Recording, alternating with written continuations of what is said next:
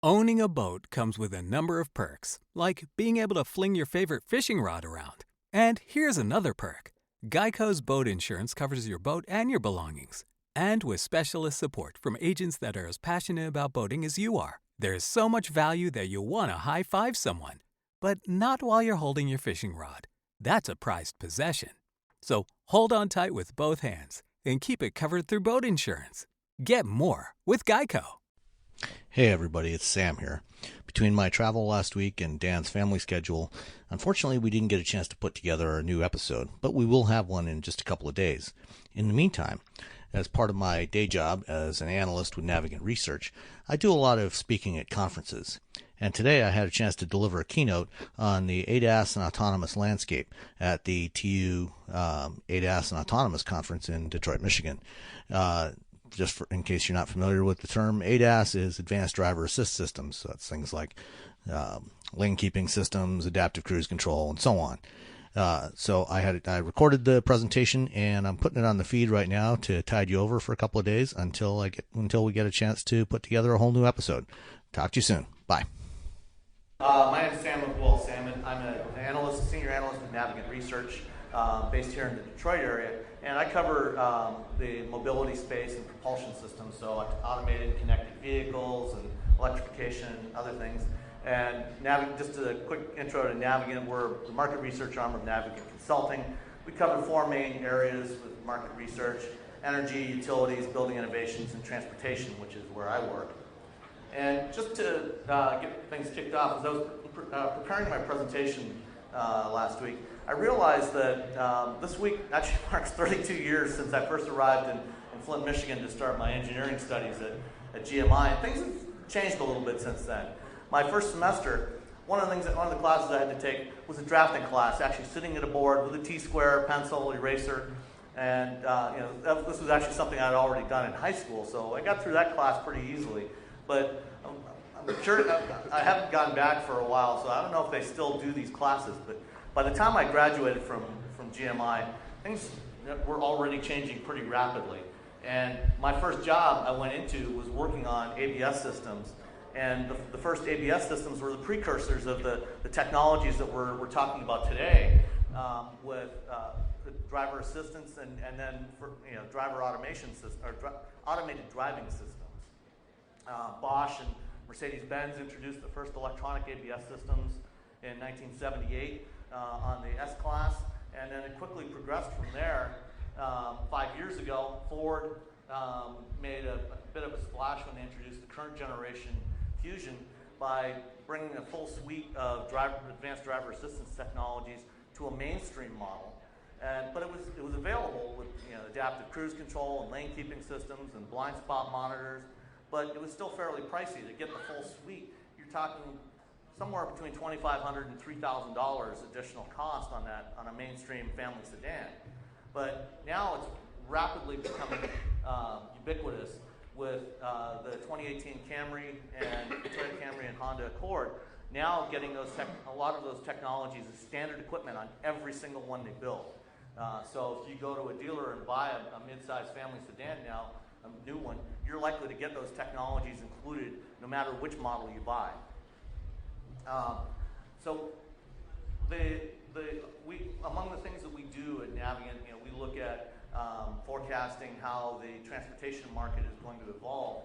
And our current forecast for light-duty vehicles, looking out to 2035, we see some continued growth, although it's going to be slower than it has been at some points in the past. Growing at about 1.7% to about 122 million vehicles annually by the mid-2030s. But that's about where we expect it to peak. Beyond that, we believe we're going to start seeing a pretty significant drop-off in annual sales as automated vehicles and mobility services increasingly take over the marketplace from personally owned vehicles. For automated vehicles themselves, our current forecast, our most recent forecast that we published this summer, we're projecting level 2 vehicles, so-called level 2 vehicles, which are starting to become more commonplace in the market now, to be the dominant technology through at least the mid-2020s, with level 3, level 4 vehicles starting to come into place by 2025, 26.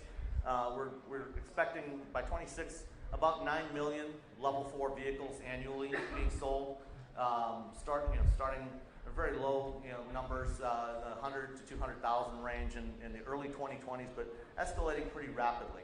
And then towards 2030 is when we expect to see the first real level 5 vehicles starting to hit the marketplace. We're a little more conservative in our forecast than some people. You may have seen some recent studies from particularly an economist from Stanford working for RethinkX, projecting that 90% or 95% of all vehicle miles traveled would be in automated vehicles, and the market for new vehicles is going to collapse by the end of the 2020s with everybody driving automated vehicles. We think that's a little over-enthusiastic.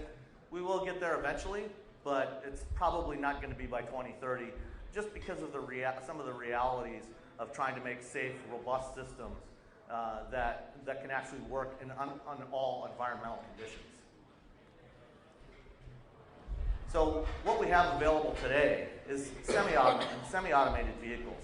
Systems like Autopilot and Cadillac's new Super Cruise system that's just going on the market now. Autopilot's been out there for a couple of years now. When it came out, I would say it was absolutely the best driver assistance system available at that time. In the transition from the version 1 Autopilot to version 2, Tesla made some stumbles, and the current system is debatable whether it's even as good as the first generation system was yet, because they basically completely rebooted and decided to do everything in-house. Cadillac right now is launching their Super Cruise system on the CT6, which is also a level 2 system. And I actually just spent a couple of days last week driving a CT6 from Cleveland to Chicago to Memphis, about 900 miles over a couple of days, using Super Cruise. And I would say that right now, Super Cruise is the best semi-automated system on the market today in terms of its capabilities and, more importantly, its robustness and safety features. Super Cruise is the first system on the market that actually meets all of the recommendations that came out in the recent National Transportation Safety Board report on the Tesla crash that occurred in May of last year. GM is the first manufacturer to actually introduce geofencing as part of the system to make sure that, to try to maximize the probability that drivers would only be able to use it in situations where it's actually appropriate, where the system is capable of operating properly. So working with the team from Usher, we've actually got someone here from Usher today, they generated 160,000 miles of high-definition maps of divided highways across the U.S. When Tesla launched Autopilot, they said, oh, you're only supposed to use it on divided highways, but they didn't actually put anything in there to make sure that you couldn't do that. GM has actually done that. They've also included a driver monitor system that, in principle, is actually pretty similar to what Apple's doing with their Face ID system on the upcoming iPhone 10. It's not as high a resolution as Face ID because it's not being used for authentication, but it's only being used for tracking your facial motions and your direction to ensure that you're actually paying attention to the road. Super Cruise is a completely hands-off system, so when it's active, you can put your hands on your lap or do whatever, do things other than holding the steering wheel, let's put it that way. But you do have to keep an eye on the road and be ready to take over in the event that the system encounters a situation that it can't deal with, such as a lane ending or coming into a city, or when you, or if, for example, one of the limitations we did find with Super Cruise is with the driver monitor system, because it's using an IR camera that's mounted on the steering column. It actually, when we were driving out of Cleveland in the early morning with the sun shining in over our shoulders, the sunlight was actually blinding the camera. It was flooding the camera with light, so it couldn't actually see our faces when it was looking at us because it was getting overwhelmed by the sun. Once the sun got up a little higher in the sky, it worked fine. But those are the kinds of things that manufacturers are going to have to learn to deal with to make the systems more robust. But one of the studies that we've done at Navigant and that we do on a regular basis in a lot of the topic areas we cover is our leaderboard reports. And when we do our leaderboards, what we do is we pick a particular topic area, in this case automated driving, and we take a selection of who we think are the top companies in that space, And we rank them, we score them on a variety of criteria, ranging within the strategy and execution areas.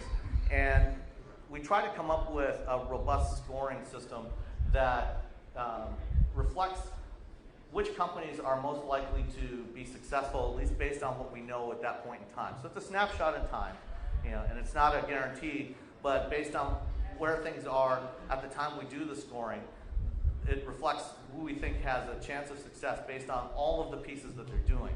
In this case, in terms for automated driving, the criteria we looked at under strategy, we looked at things like the company's vision. Those are areas where companies like Waymo and Tesla obviously score extremely high. They have a tremendous vision for what they want to do with automated driving. Go-to-market strategies. These are things where I think some of the traditional manufacturers have some advantage, but there's also advantage for some of the startups. Partnerships. We realize that nobody's going to be able to do all of these pieces alone. You've got to have a good network of companies that you're working with to do things like the mapping, the sensor development, software, compute platforms. Production strategy.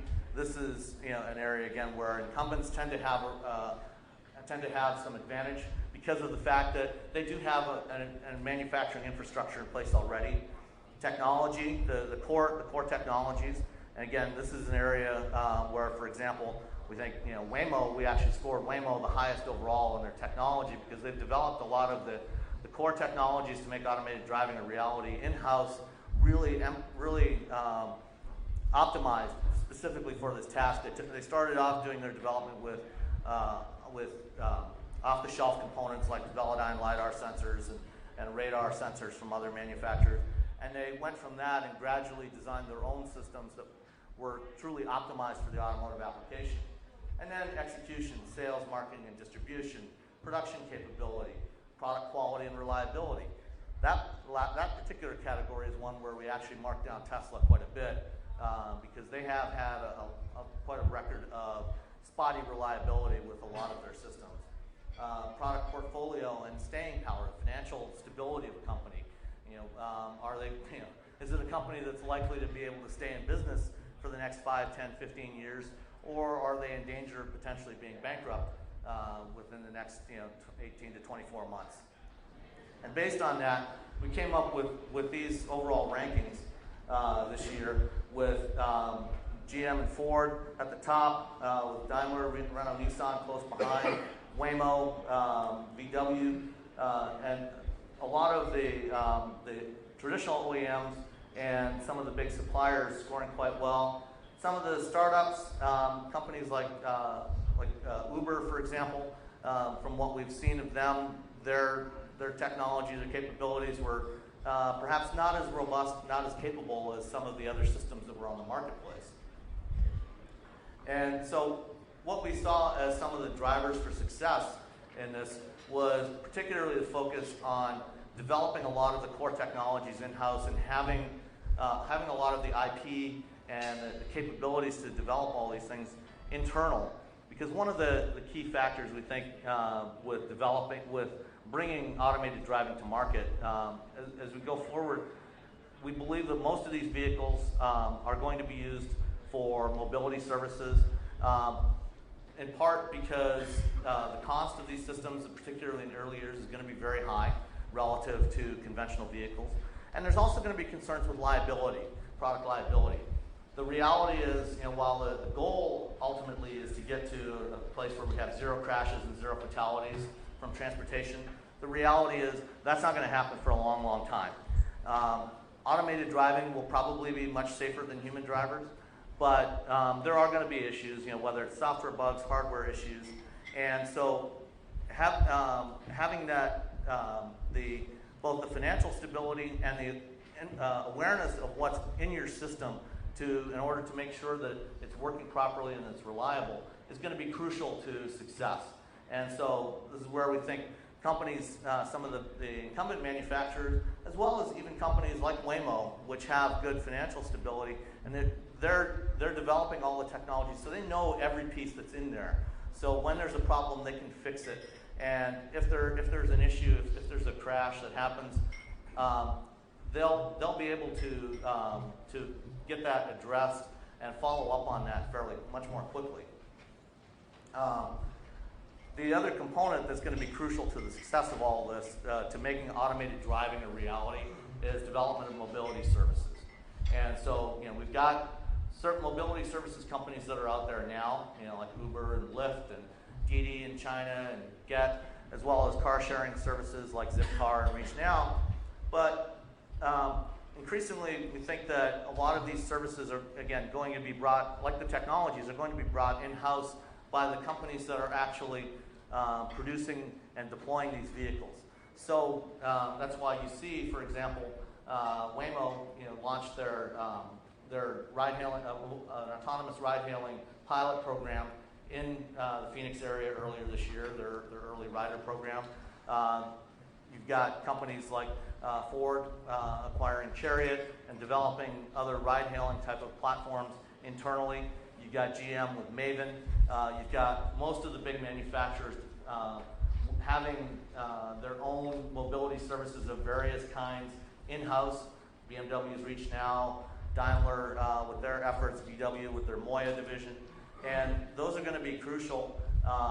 And for those companies, retaining ownership of the vehicles and deploying them through those services, I think is going to be increasingly important. One of the interesting things that happened earlier this year, last spring, Supreme Court made an interesting decision in a case involving Lexmark with printer cartridges.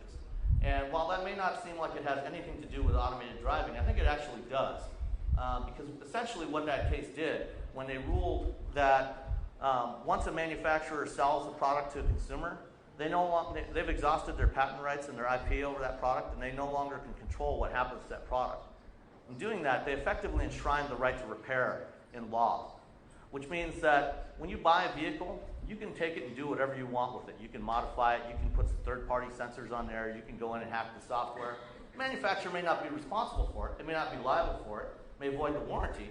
That's all well and good. But the reality is if somebody does that, if something happens, even if the manufacturer is not ultimately legally responsible for that, from a consumer perspective, that can actually have a lot of blowback, negative blowback on the manufacturer, because people aren't necessarily going to associate that with whatever the owner of that vehicle did. They're going to see that a Chevy Bolt, an autonomous Chevy Bolt, got into an accident because somebody modified the software or put some cheap third-party replacement sensor on there after they had a little fender bender. And so I think this is going to drive manufacturers, particularly in the early years, and perhaps for the duration, to retain control of these vehicles either through their own internal fleet services or through fleet services that they have very tight partnerships with. We see a number of relationships between manufacturers and companies like Lyft. So Lyft is partnered with Jaguar Land Rover, General Motors, Waymo, Ford, and Autonomy. Those are the ones we know about so far. And I think through those kinds of relationships, they can retain tighter control of those vehicles, make sure that they're properly serviced and maintained and updated. And that's going to be important to the success of this technology. So some of the top companies that we had in our rankings, companies like Nissan, they're introducing this year their second generation Leaf and their first North American application of their ProPilot Assist system, which is also a level 2 system that controls steering, longitudinal and lateral acceleration, so steering, braking, speed. Their system is not quite as sophisticated as what GM is doing with Super Cruise or even what Tesla does with Autopilot. It will keep the vehicle in the lane, but it doesn't allow hands-off control. But Nissan's also doing some interesting things, some of the work they're doing with NASA Ames Research Center in Silicon Valley with taking some remote control of vehicles. When an automated vehicle gets into a scenario where it doesn't know what to deal with, if it encounters a construction zone, for example, then it can hand off temporary control to a remote operator that can see a live view from the sensors and provide some guidance for where it should go to get around that construction zone, and then share that information with other vehicles in the fleet. Interesting premise. Not sure how scalable it's going to be once we start getting large numbers of vehicles deployed, but it's an interesting idea. And Nissan and their now chairman, former CEO Carlos Ghosn, has been very aggressive in both in terms of deploying electric vehicles and now automated vehicles. He wants to get level 4 vehicles on the road from Nissan and Renault by 2020, 2021. We'll see how that works out. Daimler, obviously, is the pioneer in electronic safety systems. They've shown a number of concept cars. They're also working in heavy trucks with automated driving, which is going to be another one of the early areas where we think automated driving is going to start making a real difference is in long-distance trucking. General Motors has been looking at automated driving since the 1950s, with the Firebird 2 concept. There's a pretty cool video that's available online. You can see a promotional film from 1956 showing the kinds of things that we're just starting to do now with the family driving down a highway, handing off control to a remote operator, and turning around and playing a game.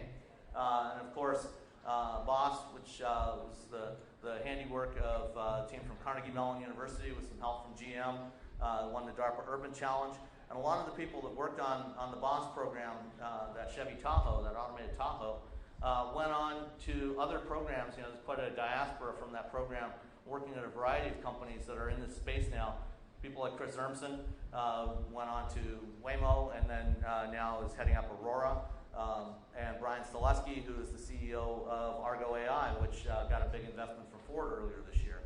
And then, of course, the Envy concepts that were first shown at the 2010 Shanghai World Expo for autonomous urban mobility vehicles.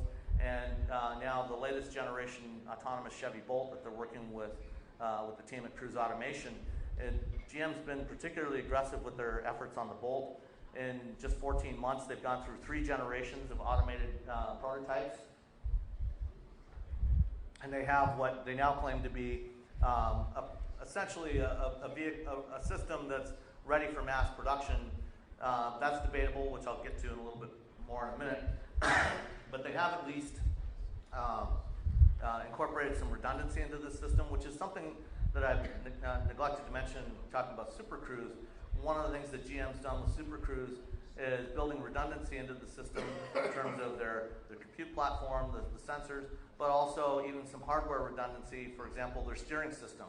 As part of the Super Cruise package, they also include active rear wheel steering, which is part of another package on the CT6, so that in the event of a primary steering failure at the front wheels, they can actually use the active rear wheel steering to continue guiding the vehicle down the lane safely until the driver can take control and bring the vehicle to a safe stop. And of course, Ford, which was involved in the first wave of the DARPA Grand Challenge, they were among the first manufacturers to test automated vehicles in inclement weather conditions, doing testing here at M-City and Ann Arbor on snow-covered roads. They're on their next generation of autonomous fusion prototypes. They're doing a lot of work in services development with Chariot, and they're also experimenting in some different areas now. They've recently partnered with Domino's to test one of their automated fusions to do food delivery, automated food delivery. And what they're looking at there is primarily the user experience, how people are going to interact with these vehicles. When they walk up to one of these vehicles, what are they going to do? How are they going to get whatever it is they're getting from that vehicle? So there's going to be some interesting learnings from that. And I think that's going to be one of the crucial things to making a viable business out of this is to maximize the utilization of these vehicles by using them for a variety of different purposes. And one of the interesting possibilities is if you have vehicles that are designed specifically for mobility, you can optimize them to make them flexible for a variety of different applications, which I'll get to in a moment. But for mobility to work, we need to have an ecosystem. We can't just make a transition overnight from human-driven vehicles to automated vehicles and expect everything to be wonderful. Because when we do that, when you add automated vehicles to the mix, now all of a sudden you're going to enable mobility for a lot of people that don't necessarily can't or won't drive today for whatever reason. And we have the potential to dramatically increase the number of vehicle miles traveled and actually make problems with congestion worse if we don't handle it properly. So one of the things we need to do is make sure that these vehicles are integrated as part of a mobility ecosystem, that includes a variety of different types of vehicles for different applications. So you get right-sized vehicles, including things like bicycles, automated shuttle services, mass transit for high-density routes, and even maybe someday things like the Hyperloop for long-distance travel. But it's all part of a multimodal system that needs to be thoroughly integrated. So, when are these automated mobility systems going to become a reality? Well, we think it's going to be a while. It's going to be at least the mid-2020s before they really start to take off. In the first half of the decade, the number of vehicles is going to be very limited. The areas where they can operate is going to be limited based on the technology and making sure that infrastructure is in place in terms of communication and the road infrastructure so that these vehicles can operate reliably and safely. But as we get into the latter half of the 2020s, we're going to see much more rapid adoption of the vehicles. And eventually, as we get into the 2030s, the overall vehicle park is going to start to decline as individually owned vehicles get replaced by automated vehicles that are transporting more people using fewer vehicles with higher utilization. So by mid-2020s, probably no more than 1% adoption of automated mobility services, but we will see significantly higher adoption of other types of mobility services relying on human-driven vehicles and vehicles with driver assist systems. And then gradually this number will start to increase over time. And we're going to have a variety of different kinds of services. So we'll have things like intercity travel using services like Tesloop that give you point-to-point service, and things like peer-to-peer types of services possibly that are being pioneered by companies like Turo. This latter one, questionable how much adoption there's really going to be of that. I'm not sure that beyond some early adopters that most people are actually going to be willing to let their cars be used by strangers, but we'll see. It'll be interesting to watch. And then there's also other types of models that are being tested out right now. I was talking with Grayson Brolte earlier about Cadillac Book, which is an interesting experiment that Cadillac's been doing with a subscription service where you pay a one-time fee or a flat monthly fee and you have access to any of the vehicles in the Cadillac fleet. Right now there seems to be very limited adoption because in part Cadillac has a limited product lineup right now, but there's other companies like Clutch that are experimenting with a similar model but rather working across dealer groups so that you have a variety of vehicles from different manufacturers, different brands, and different types of vehicles, so you have more selection and several different price points. And then, of course, Volvo just announced their Care by Volvo system that is essentially a subscription model, similar in concept to Apple's iPhone upgrade program, where you pay a monthly fee that gets you access to a car, insurance, maintenance, and every 12 months you can get a new car and just keep turning over the car every 12 months. So some interesting ideas being experimented with out there.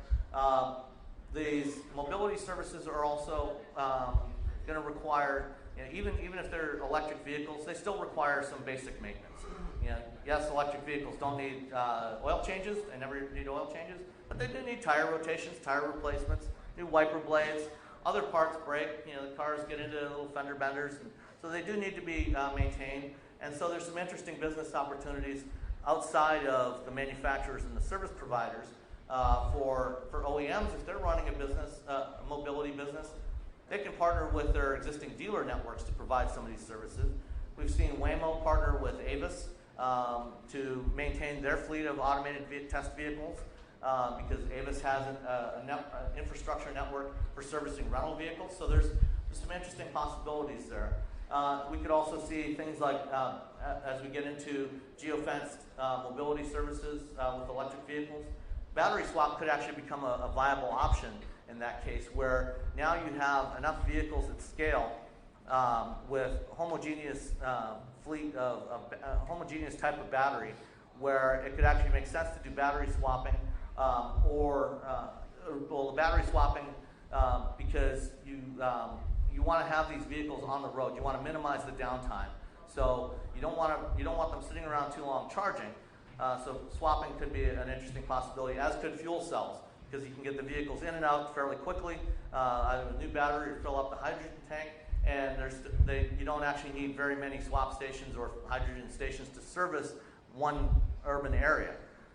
Similarly, vehicle to grid could also start to become a viable option with automated mobility fleets, because if you look at how vehicles are used during the course of the day, you tend to have some peaks and troughs.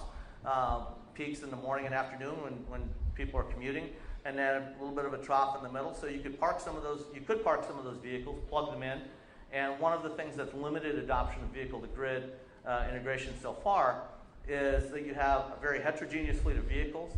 You have multitude, 3,000 different utilities all with different systems across the United States alone. But if you've got a larger fleet of thousands or tens of thousands of vehicles that are more common operating within one urban area, now you could integrate that with a single utility. You have enough scale that it makes sense to start doing some of that kind of integration. And in the middle of the day, when you've got a trough in use of the vehicles, you could put some of those vehicles onto the grid and have them working as a buffer when you've got peak electricity loads. Connectivity is going to be crucial for all these vehicles, both for mobility services for deployment, but also for ensuring that the automated driving capability is as robust as possible by extending the situational awareness beyond the line of sight of the sensors. So you want to have V2V communications in these vehicles. And then you've also got to deal, one of the reasons why we think that the adoption of automated driving is going to be a little bit slower than a lot of people project is because of some of the real world situations you've got to deal with, like weather. So these two vehicles on the left, are both vehicles that I've driven in the last couple of years in winter conditions. When those sensors get covered with snow or slush or salt spray or dust, if you're driving around in Arizona, they become blind. And so now your automated vehicle can no longer drive itself. So you need mechanisms to address that.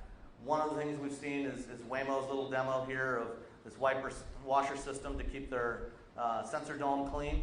But that's going to be problematic too, because now you potentially have to use a lot more fluid, washer fluid, to keep those sensors clean. It's a lot more crucial to keep those sensors clean so they can function than even for your windshield when you're driving.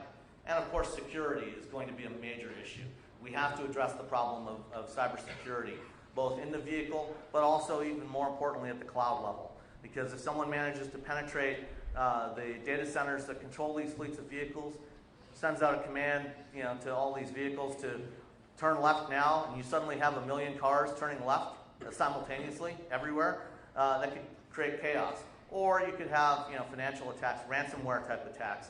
So that needs to be addressed before we have a situation like what we've just seen with Equifax. So we've got to rethink the role of the car in the city, have different types of vehicles that are right-sized through these mobility services. So when you've got individuals that need to get from one place to another, they can take a smaller vehicle, smaller physical footprint on the road, and then you could also have larger vehicles like vans. You can have these automated shuttle services that we're starting to see being piloted now. The Navigant Arma that's going to be running in Ann Arbor soon on the U of M campus. The Local Motors Ollie. Next Transportation's got some interesting concepts for a modular automated shuttle. And one of the things you could potentially do with some of these vehicles, as well as just adding the automated driving technology, is rethinking the interior of the vehicle. What if you had a vehicle with a slide-in modular cabin that at certain times of the day could be a passenger cabin, other times of the day could be for cargo. So still a lot of work to do, a lot of interesting possibilities for where this could go. What do I drive? A 1990 Miata, because just to keep myself balanced, and when I'm talking about automated and connected vehicles all the time, I wanted something highly analog. All right, thank you for your attention. Any questions? I don't know if I have any time left.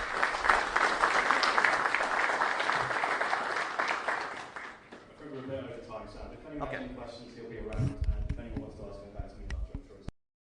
Owning a boat comes with a number of perks, like being able to say ahoy or land ho and not feel weird about it. So here's another perk. Geico's boat insurance offers access to the largest towing fleet on the water. And with specialist support from agents that are as passionate about boating as you are, there's so much value that you'll want to say, shiver me timbers, and not feel weird about that either. Get more with Geico.